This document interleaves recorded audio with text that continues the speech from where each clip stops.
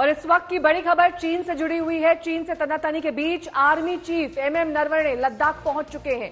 सेना प्रमुख ground zero पर हालात का जायजा लेंगे, जवानों से मुलाकात करेंगे। एलएसी पर भारत ने चीन की चालबाजी का करारा जवाब दिया था। 1962 के बाद पहली बार ऐसा हुआ है जब पेंगोंग त्सो झील इलाके की 3 अहम चोटियों पर भारतीय सेना तैनात है। ये तीनों सामरिक लिहाज से खास मायने रखती हैं।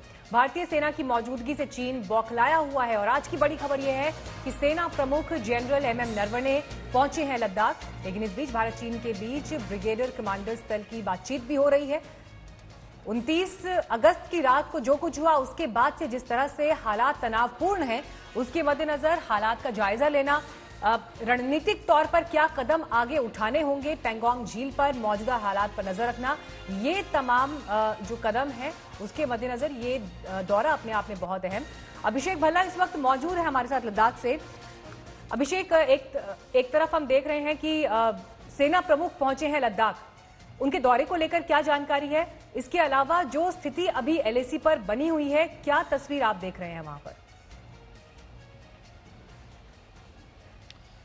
आर्मी चीफ जनरल नरवणे 2 दिन लेह और लद्दाख का दौरा करेंगे।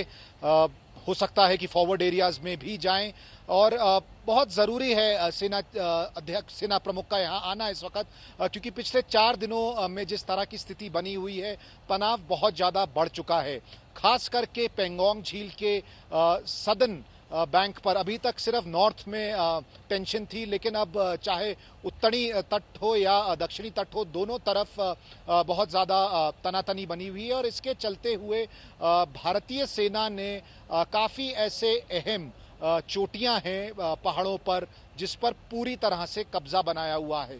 इससे पहली बार 4 महीने में चीन पर कुछ दबाव बना है। अभी तक चीन पीछे हटने की बात बिल्कुल नहीं करता था। जब भी ये बात होती थी कि इनको पीछे हटना पड़ेगा, तो उनका यही रुख होता था कि हम फिंगर 4 एरिया से तभी पीछे हटेंगे जब भारतीय सेना भी पीछे हटे। ये चीज़ भारत को बिल्कुल भी मंजूर नहीं थी। अब क्योंकि ऐसी कुछ पहाड़ियां हैं जिन पर भारतीय सेना पूरी तरह से बनी हुई है, पहली बार ऐसा लग रहा है कि चीन बातचीत करने के लिए तैयार है। पिछले 4 दिनों में 3 बैठकें और हो चुकी हैं दोनों सेनाओं के स्तर पर, लेकिन कोई भी नतीजा नहीं निकला है। अब क्योंकि आर्मी चीफ यहाँ पर हैं, जाहिर सी बात है वो जायजा लेंगे जो डिप्लॉयमेंट हुआ है कुछ संवेदनशील इलाकों में उसका, और आगे की रणनीति क्या होनी चाहिए। ठीक है अभिषेक, आपके पास लौटेंगे, बने रहिएगा हमारे साथ। इस बीच एक बार फिर से बता देते हैं, ग्राउंड जीरो के हालात का मुआयना करने एमएम नरवणे वहां पर पहुंचे। अभिषेक, इस तरह की भी जानकारी मिल रही है क्या कि एमएम नरवणे के दौरे के बाद वहां पर रक्षा मंत्री राजनाथ सिंह भी पहुंच सकते हैं, क्योंकि अभी वो रूस दौरे पर है, उसके बाद? जी हाँ, अभी तो रक्षा मंत्री रूस के दौरे पर हैं। फिलहाल 5 तारीख तक वो वहां पर हैं। लेकिन पिछली बार यहाँ पे देखिए प्रधानमंत्री भी आए थे, रक्षा मंत्री भी आए थे, सीडीएस भी और आर्मी चीफ भी उनके साथ आए थे। ये सब गलवान के बाद जो घटनाएं हुई थी तब की बात है। तो जब प्रधानमंत्री आए थे एक बहुत बड़ा सरप्राइज था सबके लिए। कोई सोच नहीं रहा था कि प्रधानमंत्री खुद यहाँ पहुँचेंगे, फॉरवर्ड एरिया में जो है सेना के जवानों को संबोधित करेंगे। तो आगे आने वाले दिनों में हो सकता है कि पॉलिटिकल लेवल से भी एक स्टेटमेंट के लिए हो सकता है रक्षा मंत्री आए, लेकिन फिलहाल ऐसा कुछ प्लान नहीं है। ठीक है, बने रहिए हमारे साथ, क्योंकि सेना प्रमुख एमएम नरवणे का आज लद्दाख दौरा है। वहां पर सैनिकों की हौसला अफजाई के लिए वो पहुंचे हैं, तैयारियों का भी जायजा लेंगे। दरअसल एक रणनीतिक मूव होता है जब भी इस तरह का कोई एक्शन सेना की तरफ से, तो आपके सेनाध्यक्ष वहां पर पहुंच रहे हैं, आपके साथ खड़े हो रहे हैं और तमाम तैयारियों का जायजा ले रहे हैं। ये दर्शाता है कि दरअसल सेना को और मजबूती के साथ वहां पर दिखाना, उन्हें पोर्ट्रे करना और ये बताना कि हम किसी भी तरह की स्थिति से निपटने के लिए तैयार और सक्षम है। पेंगोंग झील पर जो हालात बने हुए हैं उसके मद्देनजर ब्रिगेड कमांडर स्तर की भी बैठक चल रही है। चीन से तनातनी के बीच लद्दाख दौरा आर्मी चीफ का। अभिषेक भल्ला लगातार वहां पर मौजूद हैं, ग्राउंड जीरो से हमें अपडेट कर रहे हैं। अभिषेक, अभी तक की जो बातचीत हुई है, ब्रिगेड कमांडर स्तर पर जो बातचीत हो रही है, वो किस दिशा में जा रही है? और ये इसलिए भी अहम क्योंकि जब गलवान की घटना हुई थी उसके बाद भी चीन बातचीत की टेबल पर था। 20-22 घंटे लंबी बातचीत होती थी, लेकिन फिर भी चीन की तरफ से जो है LAC पर घुसपैठ की कोशिश हुई, अटैक की कोशिश हुई। देखिए, जो ब्रिगेड कमांडर स्तर की बातचीत है, इसका फोकस सिर्फ दक्षिणी तट पेंगोंग झील पे जो घटनाएं हुई हैं उस पर था। और इन बैठकों में चीन ने बार बार यही बोला है कि वो चाहता है कि मसले को जल्द से जल्द सुलझाया जा सके। तो हम कह सकते हैं कि थोड़ा बदलाव जरूर है उसके रुख में, लेकिन चीन जो बोलता है वो करता नहीं है। ये बहुत लंबा इसका इतिहास रहा है 1962 से। अगर आप मिलिट्री ऑब्जर्वर्स से पूछे तो वो बार बार ये वार्निंग, चेतावनी जरूर लगाते हैं कि चीन का कहना और उसका करने में बहुत ज्यादा फर्क होता है। इसके अलावा देखिए, 5 बार कोर कमांडर स्तर पर बातचीत हो चुकी थी। वो बातचीत थी पूरे ईस्टर्न लद्दाख में जो तनाव बना हुआ था उसको कैसे खत्म किया जाए। उस बातचीत में कुछ नहीं निकला। बार बार डिसएंगेजमेंट की बात होती थी कि किस तरह दोनों सेनाएं कुछ ऐसे कदम उठाएं जिससे मामला जो है सुलझ जाए। फिर वही होता था, चीन जो इसमें बोलता था वो जमीनी लेवल पे वो बात पूरी नहीं हो पाती थी। तो इस बार ब्रिगेड कमांडर स्तर पर भी कुछ उसी तरह कथनी और करनी में हमेशा से ही फर्क रहा है। सुशांत सिंह राजपूत मामले की जांच में सच पता लगाने के लिए कवायद शुरू हो चुकी है। इसमें ड्रग्स का एंगल सामने आ रहा है। जांच एक नई दिशा में जा रही है और मामले में रिया के भाई शौविक का ड्रग पेडलर से कनेक्शन सामने आया है।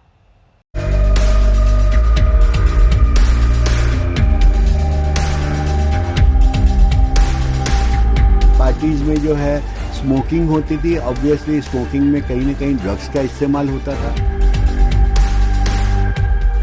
Yes, Sushant used to smoke marijuana.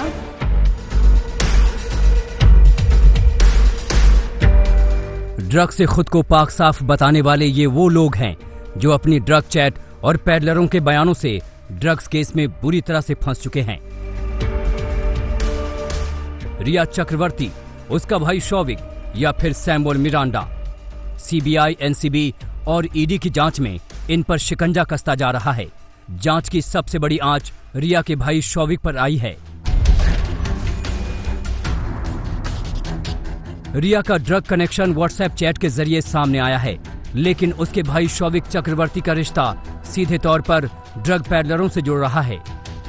Narcotics bureau ने जैद विलात्रा नाम के ड्रग पैडलर को गिरफ्तार किया है, जबकि बासित परिहार नाम के एक दूसरे पैडलर को हिरासत में ले लिया है। ड्रग पैडलर जैद विलात्रा ने शौविक के साथ अपने रिश्तों का खुलासा किया है। शौविक चटर्जी ने जैद से इसी साल ड्रग्स खरीदी थी। शौविक लगातार जैद विलात्रा के संपर्क में था और हजारों की ड्रग्स ले चुका था। जैद ने पूछताछ में खुलासा किया कि जो रिया चक्रवर्ती का भाई है शौविक, वो जैद से ड्रग्स खरीदता था और शौविक जो है वो ड्रग्स का इस्तेमाल भी करता है और साथ ही साथ ड्रग्स खरीदता भी है। इसके अलावा शौविक ने सैमुअल मिरांडा से जैद का कांटेक्ट कराया था और बाकायदा सैमुअल मिरांडा जैद से ड्रग्स खरीदता था। इसका पैसों का लेन देन का सबूत भी जो है नारकोटिक्स कंट्रोल ब्यूरो के पास है। आज NCB ने एक और ड्रग पैडलर बासित परिहार को हिरासत में ले लिया। उससे पूछताछ में ड्रग डील की पूरी गुत्थी सामने आई है। इसमें शौविक के साथ ही सुशांत के स्टाफ के तार भी ड्रग डीलरों से जुड़ रहे हैं। मार्च 2020 में शौविक चक्रवर्ती ने ड्रग की डील की थी। शौविक ने ड्रग्स को लेकर बासित और सूर्यदीप से बात की थी। बासित ने शौविक को ड्रग्स के लिए जैद का नंबर दिया। शौविक ने जैद से बात की और ड्रग्स खरीदने की डील हुई। शौविक ने सैमुअल को जैद विलात्रा से ड्रग खरीदने के लिए भेजा। शौविक ने सैमुअल को जैद का नंबर और पैसे दिए। सैमुअल ने जैद को 10,000 रुपए देकर 5 ग्राम ड्रग खरीदी। ड्रग्स मामले में सुशांत की पूर्व मैनेजर श्रुति मोदी का भी नाम आया है। उनके वकील ने सुशांत के घर होने वाली पार्टी को लेकर बड़ा बयान दिया है। तो पार्टी होना एक कॉमन है फिल्म लाइन में, कोई बहुत बड़ी बात नहीं है। सेम कल्चर जो है सुशांत के यहाँ भी फॉलो होता था, उनके यहाँ भी पार्टीज होती थी। पार्टीज में जो है स्मोकिंग होती थी, ऑब्वियसली स्मोकिंग में कहीं ना कहीं ड्रग्स का इस्तेमाल होता था। उसके अंदर जो है सप्लाई में उनका ड्राइवर जो सुहेल है, वो एक उनका कुक है जो कि चाइनीज नेशनल है अशोक, वो और 2 और उनके मित्र होते थे। एक लेडी मित्र आनंदी है, ऐसे कुछ नाम है उसका, और एक और उनका फ्रेंड था। ये सारे जो है इस चीज के इंचार्ज होते थे। शोविक और सैमुअल मिरांडा से अब एनसीबी पूछताछ कर सकती है। खास बात यह है कि मार्च 2020 में जब शोविक ड्रग्स की खरीदारी कर रहा था तब सुशांत की तबीयत ठीक नहीं थी। ऐसे में ये सवाल उठता है कि क्या सुशांत की सेहत से खिलवाड़ नहीं हो रहा था। रिया ने कहा था कि वो सुशांत को रोकने की बहुत कोशिश करती थी। Yes, Sushant used to smoke marijuana और हाँ, वो काफी रेगुलरली पीते थे। मुझसे मिलने से पहले से पीते थे। इनफैक्ट केदारनाथ की शूटिंग या उससे जरा सा पहले से उन्होंने शुरू किया था ये। और मैं इनफैक्ट उन्हें कंट्रोल करने की कोशिश करती थी। सिर्फ इसी डिपार्टमेंट में मैं उन्हें कंट्रोल करने की कोशिश करती थी, मैं कट डाउन करने की कोशिश करती थी, लेकिन he was a man of his own choices. एक बार रिया की बात मान भी ली जाए तो फिर वो शोविक को ड्रग्स की खरीदारी से रोक सकती थी। लेकिन सवाल रिया पर भी हैं कि क्या वो भी ड्रग्स लेती थी। भले ही उसने इससे इनकार किया है, लेकिन सुशांत जब बीमार थे तो ड्रग्स की ये शॉपिंग क्यों हो रही थी। एक व्यक्ति जो मानसिक बीमारी से जूझ रहा है, दूसरी तरफ उसके ड्रग्स के सप्लाई को भी घर में इंश्योर किया जा रहा है। आपको नहीं लगता है किसी जिंदगी के साथ बहुत बड़ा खिलवाड़ है ये, कि वो मेंटल पेशेंट भी है? डॉक्टर का भी एडवाइस था उसको, सुशांत को, कि आप ड्रग्स बंद करें। आप जो 5 डॉक्टर हैं ना, उनका जो जानकारी है या इन्वेस्टिगेशन है, आप उसको पढ़ लीजिए, बाद में आप मुझे पूछ लीजिए। सुशांत केस की जांच हत्या या खुदकुशी का पता लगाने के लिए शुरू हुई थी, लेकिन ड्रग्स को लेकर नए नए खुलासों से जांच ड्रग्स की तरफ चली गई है। ईडी और एनसीबी ने अपनी जांच आगे बढ़ाई तो एक पूरा नेटवर्क सामने आ गया। लेकिन इस जांच को मौत की सच्चाई से सीबीआई कैसे जोड़ेगी, ये उसके लिए एक बड़ी चुनौती। सुशांत केस में हमारी बड़ी कवरेज लगातार जारी है। हर दिन के साथ रिया चक्रवर्ती के परिवार की मुसीबत बढ़ रही है। आज लगातार तीसरे दिन भी सीबीआई रिया के पिता इंद्रजीत चक्रवर्ती से पूछताछ कर रही है। हालांकि रिया की मां से सवाल जवाब आज नहीं होंगे। रिया के पिता के साथ शोविक पर भी जांच एजेंसियों का फंदा कस रहा है। आज ईडी शोविक चक्रवर्ती से सवाल करेगी। रिया के साथ चैट में नाम आने से घिरे खिलाड़ी ऋषभ ठक्कर से पूछताछ हो रही है। थोड़ी देर पहले ही ऋषभ ईडी के दफ्तर में पहुंचे हैं।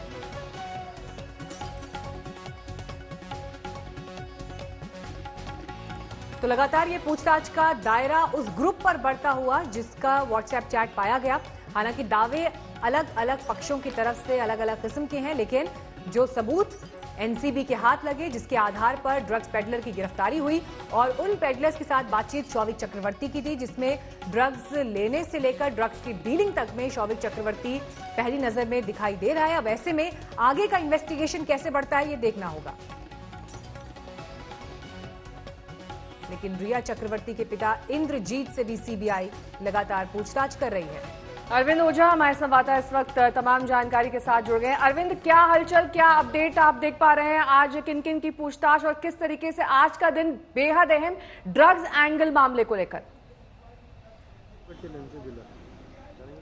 जी देखिए, ड्रग एंगल मामले को लेकर ही इस पूरे अगर मामले की बात करें तो पिछले दो दिन से ही तफ्तीश चल रही है। और अगर आज की बात करें तो आज एक और शख्स को जो ड्रग पैडलर है उसको हिरासत में लिया है, और बाकी जो कल 2 ड्रग पैडलर गिरफ्तार हुए थे उनको आज अदालत में पेश किया जाएगा। नारकोटिक्स कंट्रोल ब्यूरो 10 दिन की रिमांड मांगेगी। आपको बताऊं कि नारकोटिक्स कंट्रोल ब्यूरो को काफी अहम लीड मिली है सुशांत की मौत के मामले में, जो ड्रग्स कनेक्शन की तफ्तीश है उस मामले में। और अब जो नारकोटिक्स कंट्रोल ब्यूरो है उसके रडार पर शोविक चक्रवर्ती, जो रिया के भाई है, वो और सैमुअल मिरांडा, वो 2 लोग हैं। इसके अलावा लगातार नारकोटिक्स कंट्रोल ब्यूरो इस पूरे मामले में जो ड्रग्स एंगल है उसकी तफ्तीश कर रही है। आज अदालत में नारकोटिक्स कंट्रोल ब्यूरो जो 2 ड्रग पैडलर गिरफ्तार हुए थे जिसके शोविक से कनेक्शन थे उनको पेश करेगी और 10 दिन की रिमांड मांगने की कोशिश करेगी। और बहुत जल्द, मैं आपको बताऊं मीनाक्षी, जो हमें जानकारी मिली है, बहुत जल्द नारकोटिक्स कंट्रोल ब्यूरो 1 से 2 दिन के अंदर इसमें चौंकाने वाले खुलासे करेगी। ठीक है, लौटेंगे अरविंद आपके पास। मुस्तफा हमारे साथ मौजूद है, सेशन कोर्ट के बाहर इस वक्त मौजूद है। मुस्तफा, आज आरोपियों की पेशी भी होनी है, किस समय तक पेशी होगी, अपडेट इस पर? जी बिल्कुल, अब से कुछ ही देर में इसी एस्प्लेनेड कोर्ट, जो कि मजिस्ट्रेट कोर्ट है मुंबई स्थित सीएसटी इलाके में, वहां पर इन आरोपियों को प्रोड्यूस किया जाना है। नारकोटिक्स कंट्रोल ब्यूरो ने इन लोगों को अरेस्ट किया है ड्रग्स के मामले में, और ये ड्रग्स के तार क्योंकि कहीं ना कहीं रिया चक्रवर्ती के भाई से जुड़ते आ रहे हैं, इस केस में भी आप कह सकते हैं कि जो तवज्जो है वो बढ़ता इस वक्त दिख रहा है। नारकोटिक्स कंट्रोल ब्यूरो पूरे मामले की तफ्तीश कर जो लोग आए हैं उन्हें डिटेन कर इस मामले की तफ्तीश आगे कर रही है। आज जब कोर्ट में पहली बार इन आरोपियों को प्रोड्यूस किया जाता है तो शायद इसका अंदाजा लग सके कि नारकोटिक्स कंट्रोल ब्यूरो आखिर किस तरह का केस जो है इस मामले में एस्टेब्लिश करने की कोशिश कर रही है। अब तक कितना ड्रग्स पकड़ा गया है, कितने माल का आप कह सकते हैं रेवेन्यू का वहां पर सीजर हुआ है, किस एंगल में वो लोग प्रोग्रेस कर रहे हैं। ठीक है, लौटेंगे आपके पास। अमित त्यागी हमारे संवाददाता रिया के घर के बाहर से मौजूद हैं। अमित, शौविक चक्रवर्ती और रिया के पिता दोनों पूछताछ के लिए निकल चुके हैं। मैं इस वक्त रिया के घर के बाहर हूँ और सुबह सुबह सबको लग रहा था कि शौविक निकलेंगे, लेकिन रिया के पिताजी इंद्रनील सुबह सुबह निकले और वो गए थे DRDO ऑफिस, क्योंकि CBI के साथ उनकी पूछताछ चल रही है। तो वहीं पर अभी इंतज़ार है हमें शौविक का, क्योंकि थोड़ी देर में शौविक निकल सकते हैं ED की पूछताछ के लिए। ये है सांता क्रूज एरिया और यहाँ से वो जाएंगे टाउन, तो पूरा उनको 1 से 1.5 घंटा लग सकता है। तो इस वक्त कोई हलचल नहीं है, पुलिस की वैन एक आके खड़ी हुई है, यानी पूरे इंतजामात हो गए हैं शौविक को ले जाने के लिए कि ED शौविक से क्या पूछताछ करेगा। और ढेर सारे खुलासे जो आज होने वाले हैं, क्योंकि ढेर सारे नाम निकल के आ रहे हैं बॉलीवुड के, तो एक एक करके प्याज के छिलकों की तरह परतें खुलने लगी। लेकिन आज एक बड़ी, जब शौविक का नाम आया है और बाकी लोगों का नाम है, तो आज का दिन बहुत अहम है कि शौविक के साथ ED क्या पूछताछ करेगी। ठीक है, आपके पास लौटेंगे अमित। हमारे साथ इस वक्त पंकज भी मौजूद है ED ऑफिस से। पंकज, ये बताइए कि अभी आज किसकी पेशी हुई है ED में, और दूसरी बड़ी बात ये कि NCB तो ड्रग्स के एंगल को खंगालेगी ही, लेकिन जो फाइनेंशियल ट्रांजैक्शंस हुए हैं इस मामले में वो ED के रडार पर जरूर होंगे। जी हाँ, बिल्कुल ठीक कहा आपने। एनफोर्समेंट डायरेक्टरेट ही वो एजेंसी है जो फाइनेंशियल एंगल पे पूरा इन्वेस्टिगेशन कर रहा है। तो आज सुबह से क्या डेवलपमेंट हुए हैं दर्शकों को ये बताते हैं। 11:06 पर वरुण माथुर ED के दफ्तर में यहाँ पर पहुंच गए, उनसे पूछताछ करी जाएगी। कल भी वरुण माथुर से करीब 12 घंटे तक पूछताछ करी गई थी। वरुण माथुर कौन है? बिजनेस पार्टनर है सुशांत की कंपनी के, वो कंपनी जो गुरुग्राम में फॉर्म की गई थी। इसके अलावा 11:22 पर ऋषभ ठक्कर ED के दफ्तर पहुंचे, उनसे भी आज पूछताछ करी जाएगी। ऋषभ ठक्कर कौन है? Rishabh Thakkar national level billiards player हैं, इनसे भी पहले पूछताछ कर चुकी है ED। अब ये खास क्यों है? क्योंकि इनका नाम एक व्हाट्सएप चैट ग्रुप में बाहर आया था जिसमें यह कहा गया था शायद ये भी ड्रग कंजम्पशन की बातें कर रहे हैं। अब हो ये रहा है, हालांकि ED फाइनेंशियल एंगल पे बात कर रही है, लेकिन फाइनेंशियल एंगल को खंगालते खंगालते ड्रग्स एंगल भी सामने आ गया। जब फोन्स की क्लोनिंग करी गई रिया चक्रवर्ती की, शौविक की, तब उसमें पता लगा कि कई सारे व्हाट्सएप ग्रुप्स बनाए गए हैं जो ड्रग्स कंजम्पशन की बात कर रहे हैं। इसीलिए इन सब के नाम आए हैं। अब उसमें कुणाल जानी का भी नाम आया था जो मुंबई के होटेलियर हैं, उनसे भी बातचीत पहले कर चुके हैं। साथ ही साथ गौरव आर्या हमें पता है जो गोवा के होटेलियर हैं, उनसे भी ED दो दिन पहले 2 बार कम से कम पूछताछ कर चुकी है। तो इस वक्त ED नारकोटिक्स कंट्रोल ब्यूरो के साथ कोऑर्डिनेट कर रही है। जैसे जैसे उसको ड्रग्स एंगल सामने मिल रहे हैं, लोगों से पूछताछ कर रही है फाइनेंशियल एंगल के बारे में और उसकी जानकारी NCB को दे रही है। तो यहां पर परफेक्ट कोऑर्डिनेशन हो रहा है। अब महत्वपूर्ण बात यहां पर जानने की यह है कि how did the ED stumble upon this drug angle. अब ED ने पहले ही कहा कि उसने एक चीज तो नोटिस करी कि थोड़ा थोड़ा जो अमाउंट था वो सुशांत के अकाउंट से बाहर जा रहा था। अब वो क्योंकि वो खंगाल रही थी कि आखिर क्या 15 करोड़ साइफन हुए या नहीं, तो 15 करोड़ तो साइफन होते हुए उसको नजर नहीं आए। लेकिन एक चीज जो बारीकी से नोटिस करी गई वो ये कि थोड़ा थोड़ा जो अमाउंट था वो रेगुलर इंटरवल्स में सुशांत के अकाउंट से बाहर जा रहा था। तब इसमें तफ्तीश करी गई कि आखिर ये पैसा जा रहा है तो कहां जा रहा है। लौटेंगे आपके पास तमाम महत्वपूर्ण जानकारी यहाँ पर पंकज देते हुए, लेकिन महाराष्ट्र गृह मंत्री अनिल देशमुख ने फिर कहा है कि मुंबई पुलिस की क्षमता पर उंगलियां नहीं उठाई जा सकती है।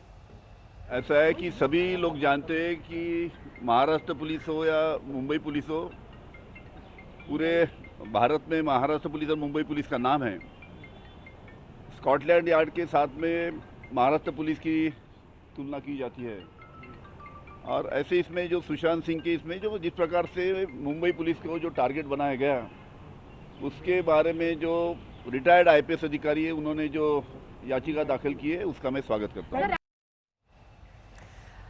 तो आपने देखा कि किस तरह से एक बार फिर मुंबई पुलिस का बचाव कर रहे हैं, लेकिन देखिए मुंबई पुलिस पर के इन्वेस्टिगेशन पर जो सवाल खड़े हुए हैं वो सुशांत सिंह राजपूत के परिवार ने खड़े किए। उनके वकील विकास सिंह ने सीधे तौर पर यह कहा कि बहनों से भी जो स्टेटमेंट लिया गया जिसमें पुराने बयान में और वर्तमान बयान में फर्क दिखाई देता है, वो मराठी भाषा की अंडरस्टैंडिंग ठीक न होने की वजह से हुआ, इस बात का जिक्र विकास सिंह ने किया।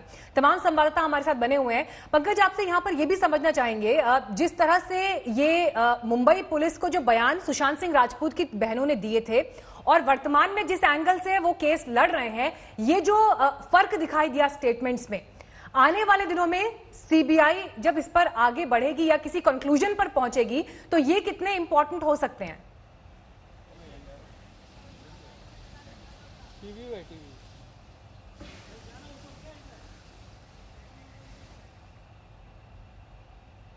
पंकज, आपको आवाज मिल रही है? चलिए पंकज से हम फिर संपर्क करेंगे। अरविंद हमारे साथ बने हुए हैं। अरविंद, ड्रग्स के एंगल पर ये देखना जरूर होगा कि अभी तक सीबीआई को हत्या को लेकर कोई सबूत नहीं मिला है और इसीलिए आत्महत्या का एंगल भी सीबीआई के सवाल जवाबों की फहरिस्त में शामिल है और उस पर भी इन्वेस्टिगेशन एक बड़े स्पेक्ट्रम पर दिखाई दे रहा है। लेकिन ड्रग्स अपने आप में एक ऐसा मामला है जिसमें ये जो एक व्हाट्सएप ग्रुप था जो बातचीत कर रहा था, सिर्फ यही शामिल नहीं था। इसमें जिस तरह से बॉलीवुड का एक बड़ा नेटवर्क शामिल दिखाई देता है, उस नेटवर्क की जानकारी किसी को रही ना हो, ये बात गले नहीं उतरती है। जी देखिए, बॉलीवुड और ड्रग्स के का जो ये पूरा मामला है, ये आप सभी को मालूम है, यहाँ तक कि मुंबई पुलिस को भी मालूम है। लेकिन जब ये सुशांत की मौत हुई संदिग्ध परिस्थितियों में, उसके बाद से ही जब नारकोटिक्स कंट्रोल ब्यूरो की टीम यहाँ पर आई तो न सिर्फ नारकोटिक्स कंट्रोल ब्यूरो को बल्कि हमारी टीम को भी जानकारी मिली कि यहाँ कई ऐसे बड़े ड्रग्स माफिया हैं जो कॉलेज स्टूडेंट के जरिए बॉलीवुड में ड्रग्स सप्लाई कर रहे हैं। जिसके बाद पूरे इस नेक्सस को तोड़ने की रणनीति नारकोटिक्स कंट्रोल ब्यूरो ने बनाई, जिसके बाद आपने देखा कि ताबड़तोड़ एक के बाद एक लोगों की गिरफ्तारियां हुई है, जिसमें 2 गिरफ्तारी ये सीधा शौविक से कांटेक्ट में है और सीधा सैमुअल मिरांडा से कांटेक्ट में है। उनको गिरफ्तार किया गया, उनको अदालत में आज नारकोटिक्स कंट्रोल ब्यूरो की टीम पेश करेगी। साथ ही साथ अब से कुछ देर पहले एक ड्रग पैडलर को और हिरासत में लिया गया है, इससे पूछताछ चल रही है। इसके बाद अगर इस केस की पर्टिकुलर केस की बात की जाए तो इसमें जो अगला नंबर है वो रिया चक्रवर्ती के भाई शौविक का है और जो सुशांत का स्टाफ था सैमुअल मिरांडा, इसका है। इसको अब शिकंजे में लेगी नारकोटिक्स कंट्रोल ब्यूरो, फिर इसके जरिए और अंदर तह तक जाएगी और बहुत मुमकिन है कि रिया तक भी नारकोटिक्स कंट्रोल ब्यूरो के हाथ बढ़े। लेकिन फिलहाल की अगर बात की जाए तो शौविक और सैमुअल मिरांडा, ये जो 2 ऐसे नाम हैं जो सीधा नारकोटिक्स कंट्रोल ब्यूरो के जो रडार है उस पर है। जी, पंकज भी लगातार हमारे साथ जुड़े हुए हैं। पंकज से संपर्क साधते हुए हम सबसे पहले आपको ये बता दें कि ड्रग चेन कैसे इस पूरे मामले में अब खुलकर सामने आ रही है, वो हम आपको दिखा रहे हैं कि व्हाट्सएप ग्रुप बना हुआ था, उसमें अलग अलग नाम हैं जिनसे अब ईडी भी पूछताछ कर रही है। सीबीआई अपने स्तर पर परिवार वालों से जांच कर रही है। लेकिन इस बीच अमित त्यागी हमारे संवाददाता लगातार रिया के घर के बाहर से मौजूद है। अमित, आज जो पूछताछ होनी है शौविक से, उसके लिए कब तक निकलेंगे वो?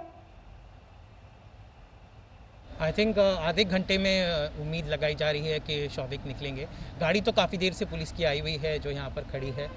पिताजी सुबह जा चुके हैं जो सीबीआई के ऑफिस गए हैं डीआरडीओ में, लेकिन शौविक आज जाएंगे ईडी के दफ्तर में, जो एक बहुत बड़ी बात है। हमारे ठीक है, आधे घंटे बाद शौविक निकलेंगे। पंकज हमारे साथ जुड़े हैं। पंकज, आप क्योंकि ईडी के लिहाज से इस पूरी जांच को समझा रहे थे, जो फाइनेंशियल ट्रांजैक्शंस हैं उसमें कई बार बड़े अमाउंट सुशांत के खाते से निकले हैं, ऐसा क्या हो सकता है और इस बारे में क्या ईडी जांच कर रही है कि ये साइफन ऑफ किए गए हों सुशांत की जानकारी के बिना, या सब कुछ उनकी जानकारी में ही चल रहा था? देखिए, ईडी का कहना है कि अभी भी उसकी इन्वेस्टिगेशन पूरी नहीं हुई है और यही कारण है कि वो बार बार जितने भी स्टेक होल्डर्स हैं उनको बुला रही है और उनसे पूछताछ कर रही है।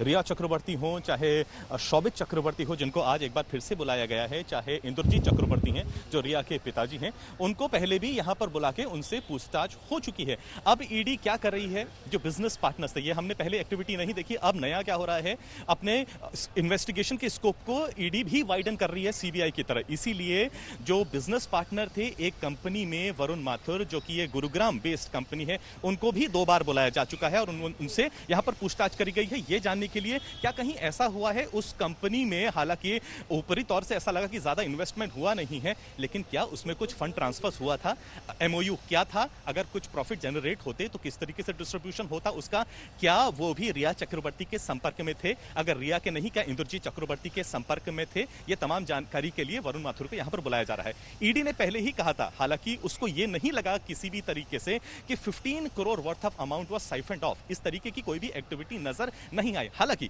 ईडी के सूत्रों ने यह जरूर बताया कि उन्होंने एक बड़ी पिक्यूलर चीज जो नोटिस करी वो ये कि थोड़े थोड़े जो अमाउंट थे वो रेगुलर इंटरवल्स पे निकल रहे थे। पहले समझ में नहीं आया कि रेगुलर इंटरवल्स पे ये अमाउंट निकल रहे हैं, आखिर किस लिए निकल रहे हैं? क्या रिया अपनी शॉपिंग के लिए या अपने फैमिली मेंबर्स के ऊपर इन्हें खर्च कर रही है, जैसा कि कई बार आरोप लगाया गया था खुद सुशांत के पिता और उनकी फैमिली द्वारा। लेकिन फिर जब फोन्स की क्लोनिंग करी गई, जब जो चैट्स हैं उनका एनालिसिस किया गया, तब ये बात सामने आई कि इसमें तो एक बड़ा सनसनीखेज मामला भी सामने आ गया है और वो ड्रग्स एंगल का है। इसीलिए अब क्योंकि नए नए स्टेक होल्डर सामने आ रहे हैं, चाहे वो कुणाल जानी है जो कि मुंबई के सबर्बन इलाके में होटेलियर हैं, चाहे गौरव आर्या का नाम हो जो कि गोवा में होटेलियर हैं, या फिर साथ ही साथ सैमुअल मिरांडा का नाम सामने आया, जयंती साहा का नाम सामने आया, श्रुति मोदी का नाम सामने आ गया, शौविक का नाम सामने आ गया।